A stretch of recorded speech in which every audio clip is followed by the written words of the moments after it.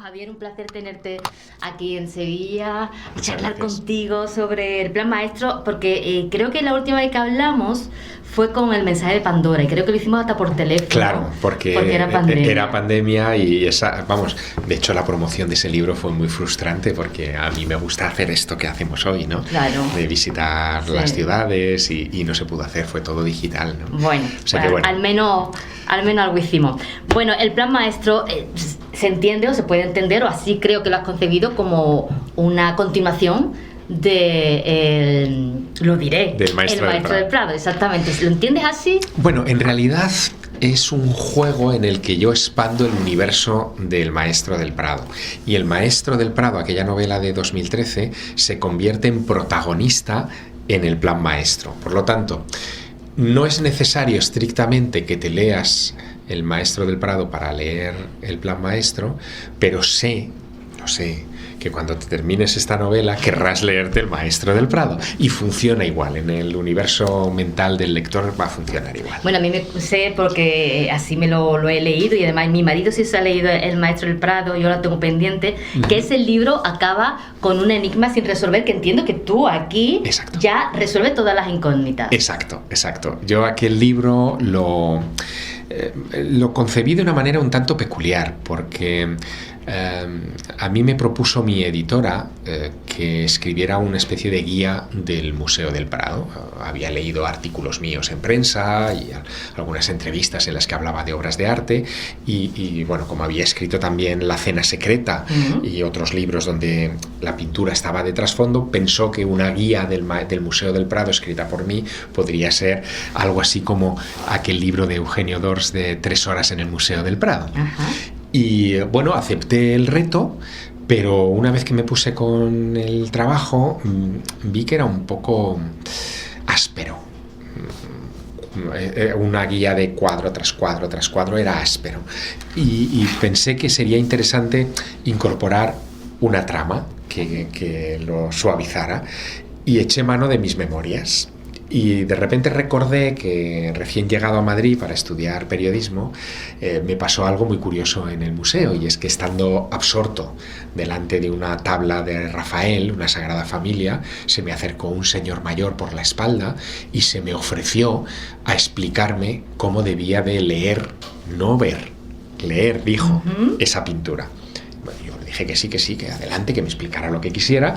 Me hizo una exposición increíble de lo que era esa obra, y me quedé tan fascinado que volví muchas veces al Museo del Prado con el secreto anhelo de volvérmelo a encontrar. No se produjo ese encuentro, y bueno, al cabo de los años terminé convirtiéndolo en un personaje literario, ¿no? Y ese es el Maestro del Prado. Ese maestro desaparece al final de aquella novela dejándome un acertijo en un libro, y la verdad es que yo no esperaba la reacción de los lectores, porque empecé a recibir cartas y correos electrónicos, mensajes a través de la editorial de lectores de todo el mundo proponiéndome respuestas a ese acertijo y una vía de reconexión con el Maestro del Prado, ¿no? Con ese personaje. Me pareció tan rico lo que había sucedido que guardé todos aquellos mensajes y los convertí en combustible para empezar esta novela. Así que en esta novela resuelvo ese acertijo que dejé hace 12 años sin resolver, pero es la excusa para tener el universo de la pintura otra vez a mis pies y poder hablar de los misterios del arte. ¿Por qué has esperado 13 años teniendo todo ese material, con toda esa información de los lectores? ¿Por qué esperar tanto tiempo? Bueno, han pasado muchas cosas en este tiempo. Yo gané el Premio Planeta en el 2017, pero ese año me embarqué también en una aventura audiovisual. Dirigí y escribí una serie para Movistar que se llamaba Otros Mundos, que tenía que ver curiosamente con la mirada de los niños y cómo desde pequeños vemos cosas que de mayores no. Bueno, esa serie estuve trabajando entre el 17 y el 21. Todo lo audiovisual es de un esfuerzo titánico porque movimos recursos de cine, hicimos un trabajo muy, muy bonito, pero me apartó un poco del día a día de la literatura. Y luego quise también ver crecer a mis hijos. Estaban en una etapa delicada y dije, bueno, tengo tengo posibilidad de dedicarme un poquito a mis hijos y preferí terminar el libro, ese libro que es de la vida y que no vuelve, claro. Y bueno, aguardé. Así que han pasado 12 años casi en un suspiro, sin darme cuenta, pero el entusiasmo y la energía siguen siendo los mismos de aquella época y me ha resultado muy fácil reconectarme con ese trabajo. Bueno, dices en las páginas finales del libro que esta es tu obra más osada de cuantas historias has dado a imprenta. Sí, porque no solo mezclo muchos géneros, es decir, hay autobiografía, hay algo de ensayo de arte, hay thriller, hay algo de novela histórica, o sea, se mezclan con muchos géneros y eso siempre es difícil, pero sobre todo se mezclan puntos de vista que habitualmente en la literatura nunca convergen porque se supone o se presupone que son incompatibles, como es una narración en primera persona, pero también una narración en tercera persona por el mismo narrador de la primera. Esto era una pirueta literaria, pero como era un relato natural, que yo lo tenía muy en la cabeza, ha ensamblado perfectamente y creo que el lector lo va a disfrutar como una novedad, ¿no? Así que sí, desde el punto de vista literario tradicional es muy osado, no está dentro del tópico del bestseller, pero de repente va a ser un bestseller, o sea, porque tiene esos ingredientes en los que el lector no va a parar de asombrarse, ¿no? Ya, seguro. Pero, sin embargo, no catalogas el libro como una novela. Tú hablas de un término anglosajón que me ha resultado muy curioso lo que explicas, faction. Sí, faction, sí. Bueno, los ingleses ya sabes que son expertos en torcer el idioma y ellos lo que han hecho ha sido fusionar dos conceptos también aparentemente antagónicos, el fiction, la ficción, y el fact, el hecho, el ensayo. No tenemos nosotros un término así en lengua castellana, pero describe muy bien lo que yo he pretendido. Es una novela escrita para que el lector aprenda.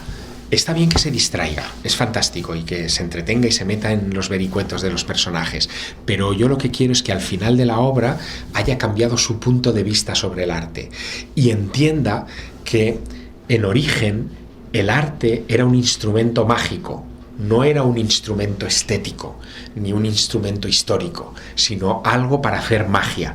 Y ese cambio de paradigma solo lo puedes conseguir si creas un artificio envolvente que es este faction que me he inventado, ¿no? También he contado, debo decirlo, con la complicidad total de la editorial, porque para que esto funcione tenía que hacer una novela donde las ilustraciones estuvieran en la página correcta, en color, con buena capacidad, o sea, con buena resolución, para que el lector que está leyendo sobre obras de arte de repente se la encuentre y descubra que efectivamente lo que acaba de aprender es verdad, está ahí, ¿no? Eso se agradece muchísimo. Yo como lectora lo agradezco un montón, porque cuando estás leyendo una novela, un libro que hace referencia ya sea a una película, una obra, una pintura, dejas la lectura un momento y vas a Google, pero aquí no hace falta, y esto es algo que se agradece y se agradece al autor y por supuesto a la editorial que hace ese esfuerzo. Es que yo solo aprendí de la relación que tuvo especialísima Julio Verne con Jules Hetzel, que era su editor. Julio Verne es el primero en la novela moderna que incorpora grabados dentro de su narración, porque él, cuando explicaba 20.000 leguas de viaje submarino, quería que el lector en algún momento que no había visto un submarino ni era capaz de imaginárselo, lo viera. Y con un grabador hacían las imágenes y las insertaban en el punto adecuado. Yo fui lector de los viajes extraordinarios de Verne, por supuesto. Me impactó esa visión preclara que tuvo Verne de cara a una sociedad que iba a depender mucho de las imágenes, y lo he incorporado en mis libros siempre que he podido, pero con el plan maestro de verdad que hemos conseguido un un artefacto que funciona a la perfección. Muy bien. Te confieso, Javier, que a mí siempre me gusta, y eso es algo que he detectado en alguno de tus libros, ese juego que planteas entre realidad y ficción. Yo creo que ahí le lanzas ese desafío al lector para que el lector se adentre en esa historia y que a la vez juegue a ese juego que tú le planteas, a ver qué es lo que es verdad, qué es lo que es ficción. Me parece interesante. Es la sensación que yo he tenido siempre, te va a parecer rara la respuesta, pero al leer la Biblia. De repente tú en la Biblia estás leyendo que Abraham está en medio del desierto con su esposa, preocupados por si van a tener un hijo, ¿no? Y de repente aparecen dos personajes que son dos ángeles, los llaman así en la Biblia, pero que son de aspecto humano como tú y como yo, que se sientan a comer a su mesa, que hacen cosas muy mundanas, y luego continúan camino y nadie se pregunta si existen o no, porque acaban de estar sentados a tu lado y aceptas que son de otra... De otra realidad, ¿no? A mí esa sensación de lectura bíblica me impactó desde muy niño, ¿no? De cómo esto que parece normal y sin embargo es profundamente extraordinario se explica de esta manera tan corriente, ¿no? Y eso yo creo que ha afectado de alguna manera a mi manera de escribir, ¿no? Sí, es cierto.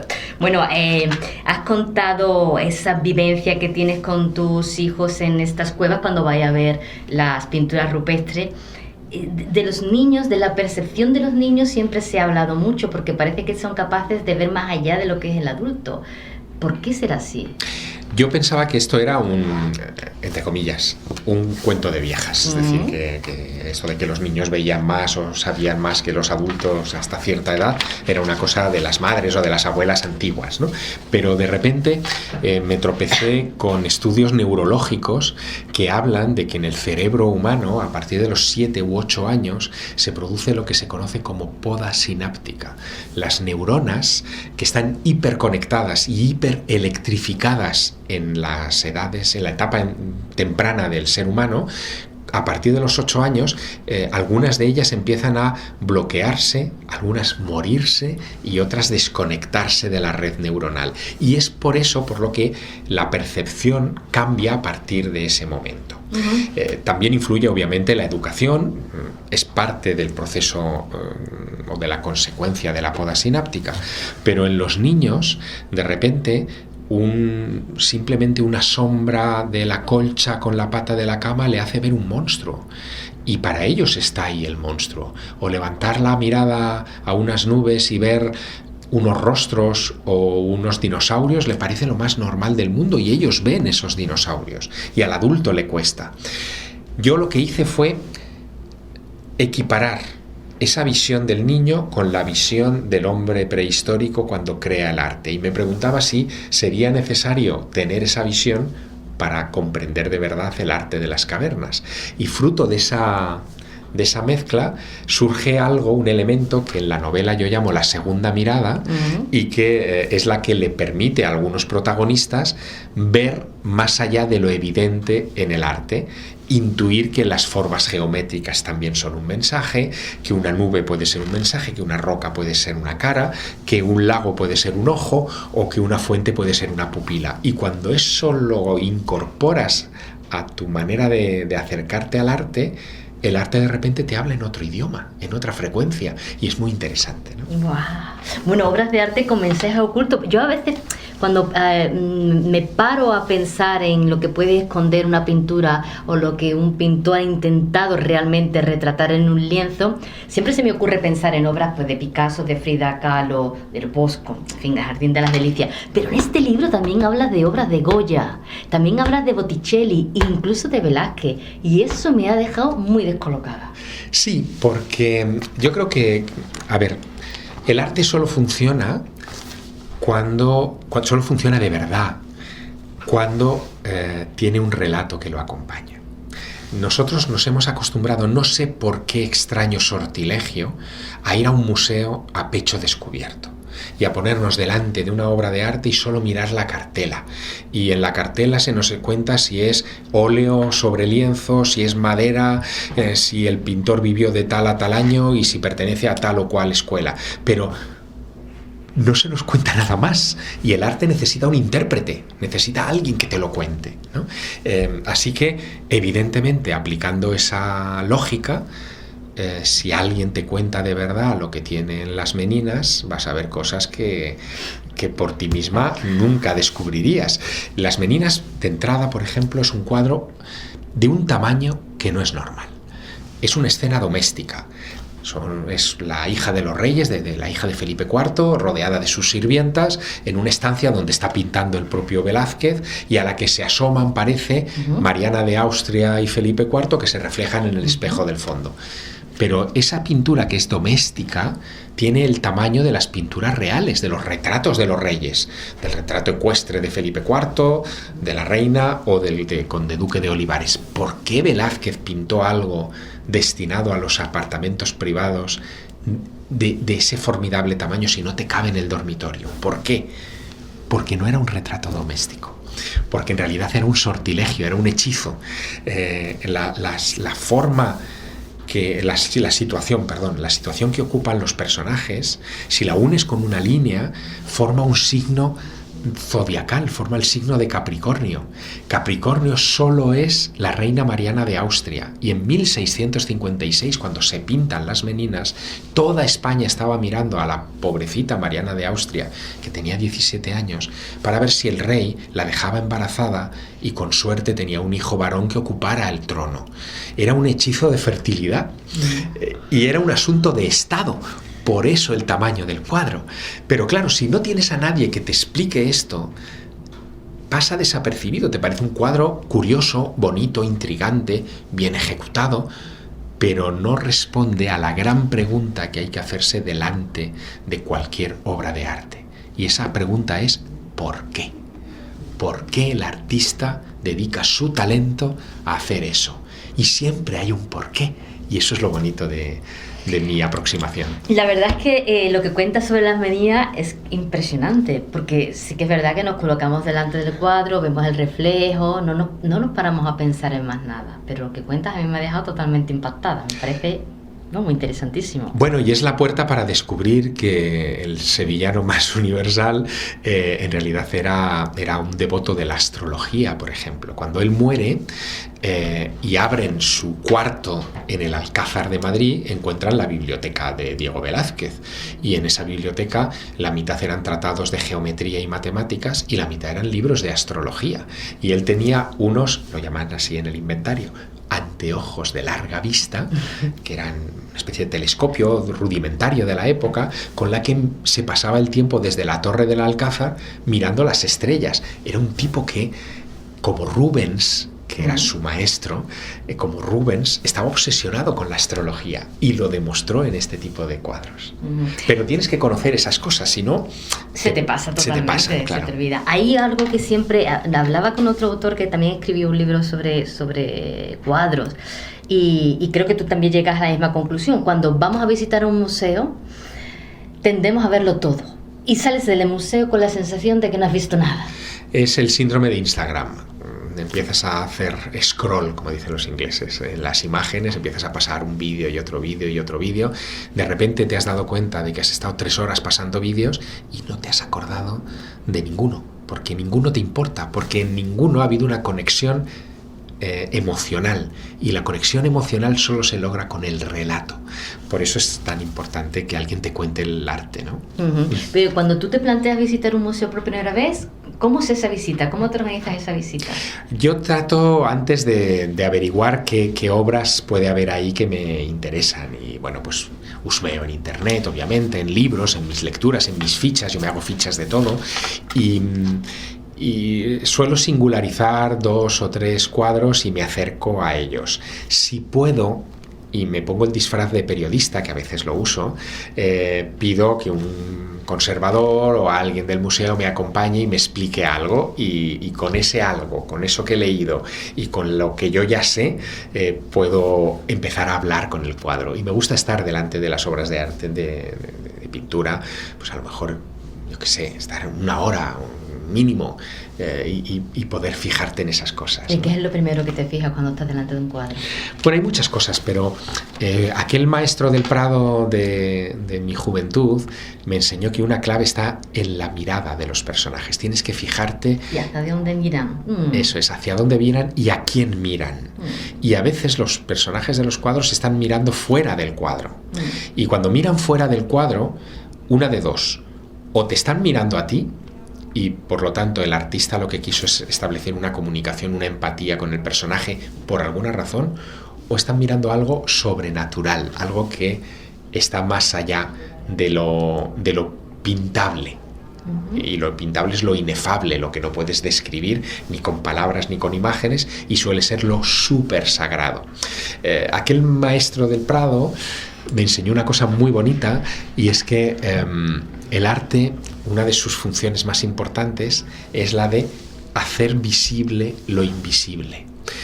Y cuando vas a un museo de pintura europea, lo primero que te das cuenta es que está lleno de cosas que no vemos: ángeles, demonios, espíritus, cosas que el ojo humano no ve, pero que de repente el pintor ha hecho visible para ti mediante la magia del dominio de la imagen, ¿no?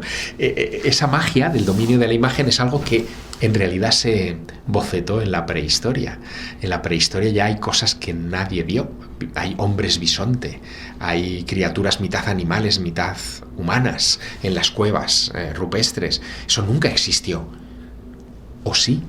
Y lo hicieron visible los magos pintores de la prehistoria. Y esa duda a mí me parece de verdad muy chispeante, ¿no? Me parece que muy interesante para poder convertirla en un relato.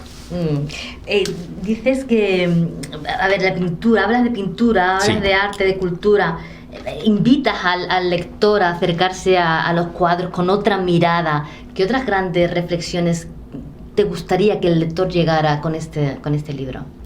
Bueno, a mí me gustaría que este libro le hiciera recapacitar sobre esta aproximación materialista y superficial al arte que tenemos. Visitamos un museo porque las meninas son bonitas. Hay mucho más allá de la belleza en una obra de arte. A un artista se le presupone dominio de los pinceles para hacer algo hermoso, igual que a un escritor se le presupone dominio de la palabra para hacer un libro fluido. Pero otra cosa es el contenido. ¿Al servicio de qué está la belleza? Está la capacidad, la destreza del artista. ¿Al servicio de qué? Y cuando haces esa pregunta es cuando te tropiezas con lo que hay de fondo en las pinturas y lo que a mí me interesa, ¿no? Leyendo el libro, bueno, aparte de la documentación para este libro ha tenido que ser brutal, pero cuando contemplamos una obra de arte siempre nos encontramos con el hándicap de que no nos podemos acercar mucho. Tenemos esa medida, esa distancia de seguridad. Claro. Pero tú, para hablar de las cosas que hablas de los cuadros concretamente, prácticamente has tenido que observar el lienzo milimétricamente. Bueno, a ver, he jugado con muchas herramientas. Ahora, por ejemplo, existen cosas que te permiten acercarte a los cuadros hasta el nivel del craquelado, de las grietas de la pintura. Por ejemplo, hay una aplicación que se llama Google Arts and Culture, Arte y Cultura, que te permite, porque han escaneado millones de obras de arte de todo el planeta, te permite acercarte muchísimo a los detalles. Yo eso lo he utilizado y he visto cosas en esas ampliaciones de obras de arte que ni a ojo desnudo delante de las pinturas tienes. Pero también me he granjeado amistades entre los conservadores de algunas colecciones importantes de arte, y me han permitido acceder a las reflectografías de infrarrojos de los cuadros, a las radiografías de las pinturas, y he podido ver mucha pintura subyacente, muchas intenciones fallidas de los pintores, y todo eso también son cosas que te dicen, que te comunican información, ¿no?, sobre el proceso de elaboración de una obra. Con todo eso he jugado, pero al final lo que cuenta de verdad es ponerte delante de la pintura y fijarte en las cosas.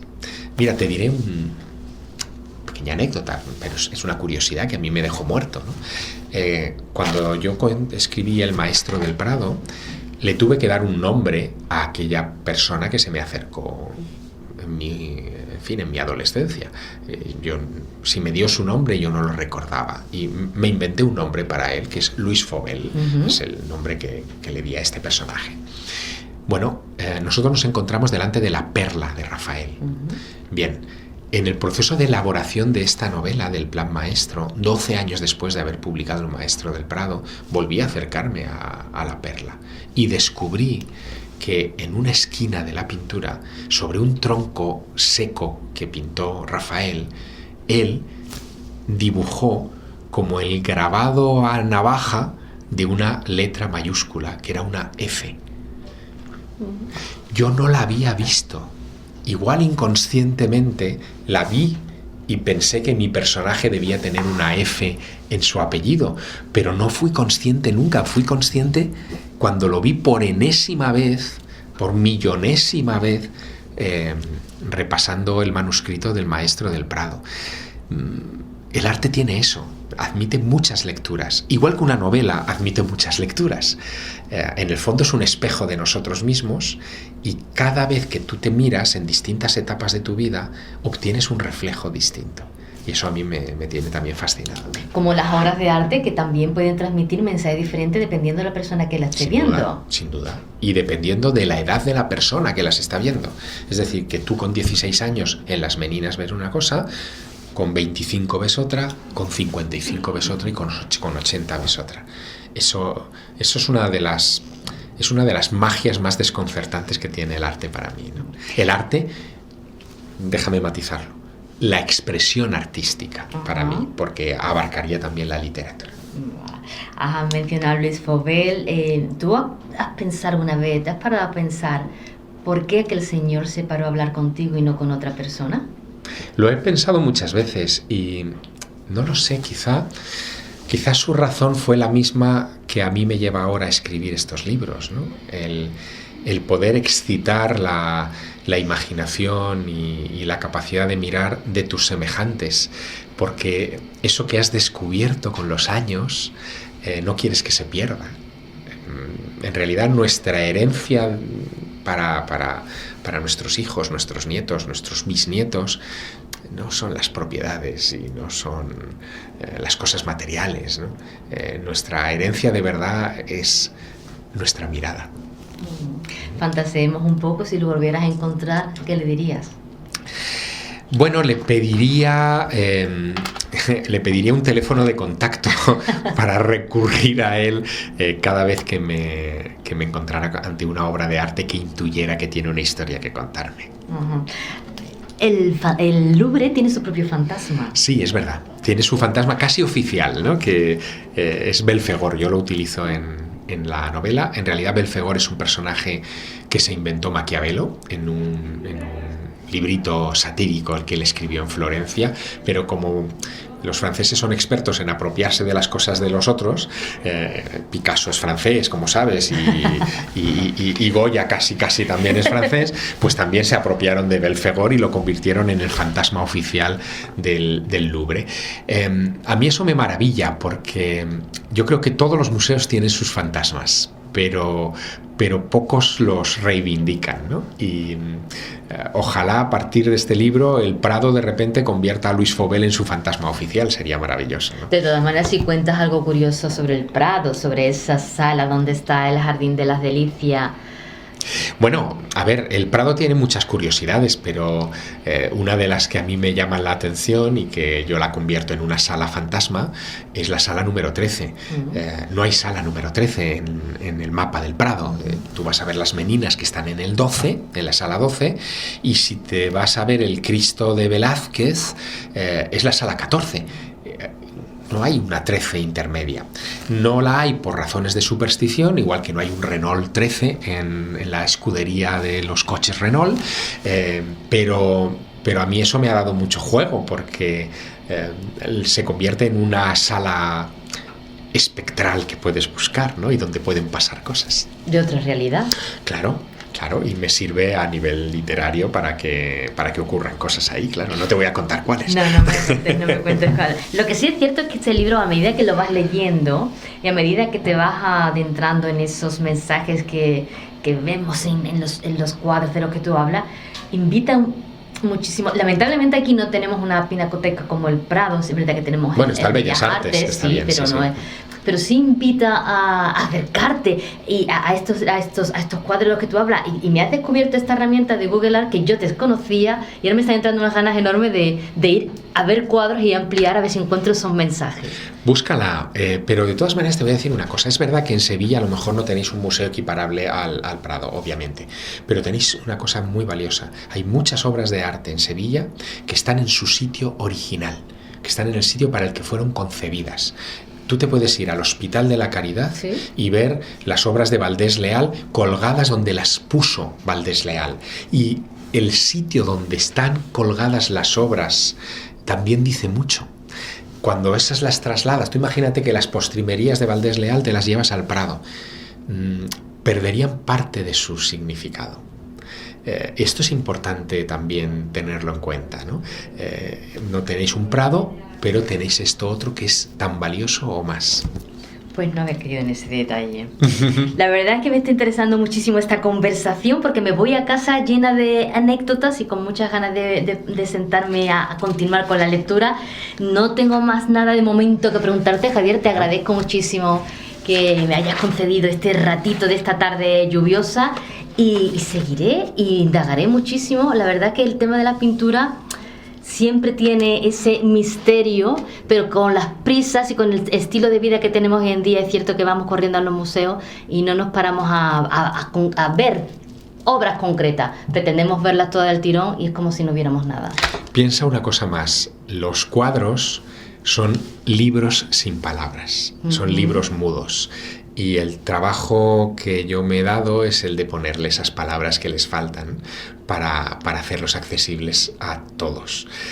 Bueno, es bonito, es una tarea muy bonita y sobre todo si consigo estimular la curiosidad, espero que intergeneracional, es decir, que se acerque el lector joven igual que el lector maduro, habré conseguido mi objetivo. Ojalá ahora haya muchos padres que se lleven a los niños al museo a practicar esa segunda mirada o muchos abuelos que se lleven a sus nietos también para hacerlo. A mí me has despertado la curiosidad, así que te lo agradezco mucho. Qué bien. Era un placer tenerte en Sevilla. Gracias.